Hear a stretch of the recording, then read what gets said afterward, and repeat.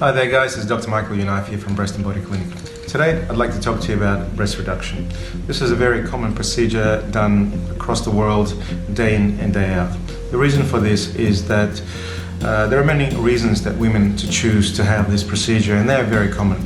And these include things like very large breasts that cause unnecessary weight, leading to back and neck pain over time, rashes and dermatitis and irritation that develops in the creases under the breast, undue social attention, shyness as a result of large breast and inability to participate in normal environment, inability to find clothes that fit normally on a day-to-day basis, and not taking part in sports and so forth. So there are many aspects that may drive a person to make the decision. Whatever the decision is, it tends to be a valid one. The operation is funded under Medicare in Australia, so that means there is an item number attached to it.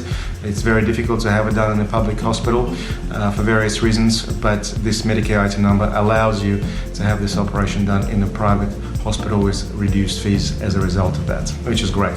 The operation itself can be done many different ways. Many surgical approaches have been described over the years. Most surgeons tend to choose one or the other that fits them best. My personal preferred approach is a superior medial pedicle. I find that it gives the best aesthetic results to our patients and the most longer lasting results as well. But there are other options, and on occasion I have used them when it's appropriate, and I do use this same procedure in cancer setting as well. So you can sometimes have a cancer operation and have a breast reduction at the same time, very similarly as if you would without a cancer. So in terms of post-operative recovery, I find that the patients recover very well. The post-operative pain is minimal. Most patients require mild analgesics when they go home, which is usually on day one post-op. I do tend to use drains, and they come out on the first post-operative day. I find that it reduces the tension on the wounds and it leads to better outcomes, and so I do stick to using them still at this stage. The recovery is variable, but most patients are up and about pretty much straight away.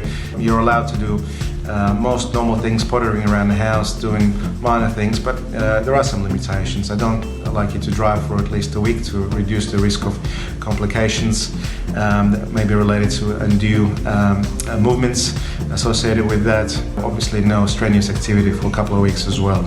And most patients are able to return to work within 2 to 3 weeks post-operatively, and some are earlier. It will vary patient to patient as well.